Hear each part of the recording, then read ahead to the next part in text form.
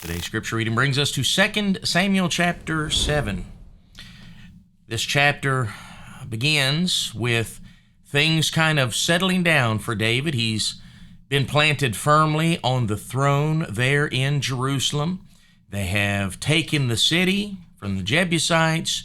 They have brought the ark of God up into the city. And now we see what is on David's heart. God has given him rest, and so David's not worried about the Philistines. He's not worried about Saul. So where's his mind? His mind is on God and the things of God. His mind is on, he looks around at his own place and he sees that he's got a nice house. And his mind goes to his God and the ark of God, the throne of God.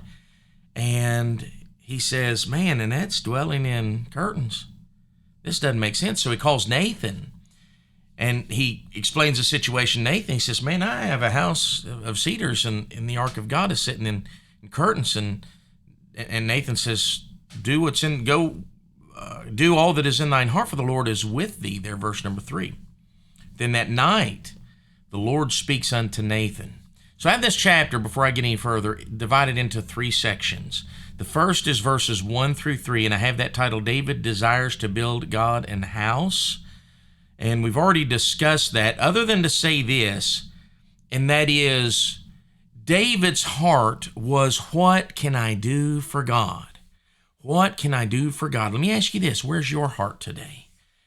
When you have quiet moments of meditation, is it your thought process, what can I do for God? Because a man after God's own heart, such as David, that's where he was. And if that's not where we are, maybe we should examine why that is. Because David had this moment of meditation, and that's where his heart was.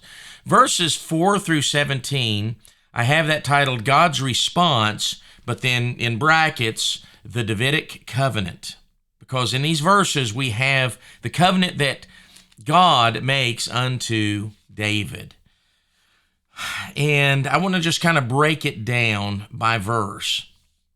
And we see that Nathan tells David, he says, go do what's in thine heart, God's with thee. And then God speaks unto Nathan that night, and he says, listen, Nathan, this is actually what I want you to tell David. And as we go down through here, we see in verses 6 and 7, essentially, I'm going to kind of give you the McGraw version of it, you would say. God essentially says, I have never had an house, and I've never asked for one.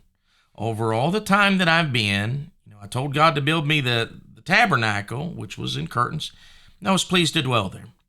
Verses 8, he says this. He says, I promoted you. He says it's really amazing. As God is recalling to David, he's saying, look where you were and look where I brought you. Christian, let me just tell you this. Look where you were and look where he's brought you. He said unto David, and I love the way he says, my servant David. God is recognizing him as his servant. Thus saith the Lord of hosts, I took thee from the sheepcote, from following the sheep, to be ruler over my people, over Israel. He says, I promoted you in verse number 8. He says in verse number 9, I was with you, I fought for you, and I have exalted you. Verse number 10, he says, I will plant my people. Now he's talking about what he's done for David, what he will do for David. And now he goes unto the people. And I will plant my people. Verse number 9 there. I was with thee whithersoever thou wentest. I have cut off thine enemies. Verse number 10. Moreover, I will appoint a place for my people Israel. I will plant them, that they may dwell in a place of their own and move no more. Neither shall the children of wickedness afflict them any more as before time. Verses 11, the latter part of verse number 11, he says, I will establish thy house. Look there. He says, and the Lord telleth thee that he will make thee an house. Now, isn't this amazing? This all began because David wanted to build a house for the Lord. And God's saying, no, I'm going to build you a house. I love that turn of events right there. It's really amazing to me that David had this heart to do for God, but man, you can't outgive God. God says, no, this is what I want to do for you, and he's going to build David a house. He's not talking about four walls. Man, he's talking about a dynasty. He's talking about his prodigy. From there on, he says, I'm going to build you a house. You see that beginning there in verse number 11, and he continues on the thought there. He says in verse number 12, he says, and when thy days be fulfilled, and thou shalt sleep with thy fathers, I will set up thy seed after thee, which shall proceed out of thy bowels, and I will establish his kingdom. He shall build an house for my name, and I will establish the throne of his kingdom forever. And so he's telling David, he's given him this great promise, I'm going to build you a house. He said, but you're not going to build me one. He is. You continue on. If you read down through him, he says in verses 14, 15, he's going to show him grace. He's going to show him mercy. Verse 16, his house and kingdom shall be established forever. Now, what you see in the Davidic Covenant is physical promises and spiritual promises, in that you have much of this, when he's talking about his throne being established forever, he's not talking about Solomon. He's talking about Christ, because Jesus is coming from the Davidic line.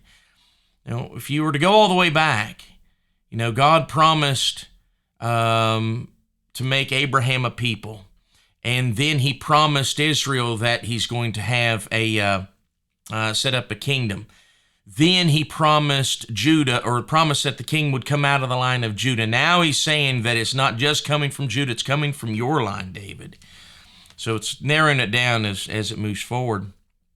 You see, this is the Davidic kingdom in which is spoken of. And then he says in verse number 17, Nathan went and told David just as God had told him. Nathan was faithful to pass the word along. And that's exactly what preachers need to do, be faithful to pass the word along unto the people. The last section of this is verses 18 through 29, and I have that titled, David Prays with Thanksgiving. Even though David has to be experiencing some type of disappointment because of what he wanted to do, he's praying and he's giving thanksgiving unto God. I want to take special note of verse number 23, and that is, in David's prayer, he says, "And what one nation in the earth is like thy people, even like Israel, whom God went to redeem for a people to himself, and to make him a name, and to do for you great things and terrible for the land before thy people." And in verse number 23, I just thought about the church. I know I'm not trying to replace the church for, Israel, but what I am saying is this: when God has established a people such as he has established the church, why did he do it? To make him a name.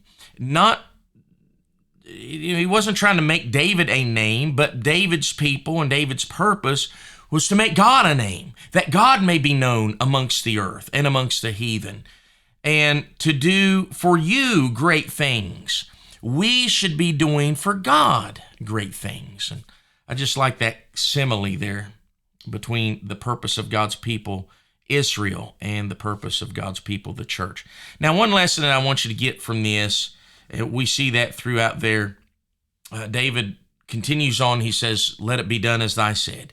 And he prays that it'll be done as he has said. Even though it wasn't what David was, it's almost like an image of Christ, "Yet not my will, but thine be done." That's the spirit in which David prays the remainder of this chapter. Now, one thing that I want you to get from this is that sometimes we might purpose to do a thing. We might wish to do a thing, and it may be a good thing, but it doesn't necessarily mean it's the right thing in the sight of the Lord. And whatever it is, if God says, if you say, "Man, God, I want to do this," and God says, "No, I want you to do this," then we need to have the attitude just like David and say, "Not my will, but thine be done." I have thought, I told a couple people before that maybe one day God will let me just go around and preach and sing at churches, and I won't have to have any responsibility, won't have to worry about anything other than going to preach and sing. And that would be a good thing, right? I mean, there's nothing wrong with people and evangelists that go and preach and sing. There's nothing wrong with that. But God has not given me liberty to do that. God has placed me as a pastor and has given me a pastor's heart. And it's my desire to help people to grow in the things of God. And instead of wishing for the easy route, because in my mind, of course, that would be an easy thing to do, then I need to be as David and say, not my will, but thine be done, and pray and thank God for the call on my life. So I don't know. I hope this has helped you in some way. And Lord willing, we'll see you tomorrow.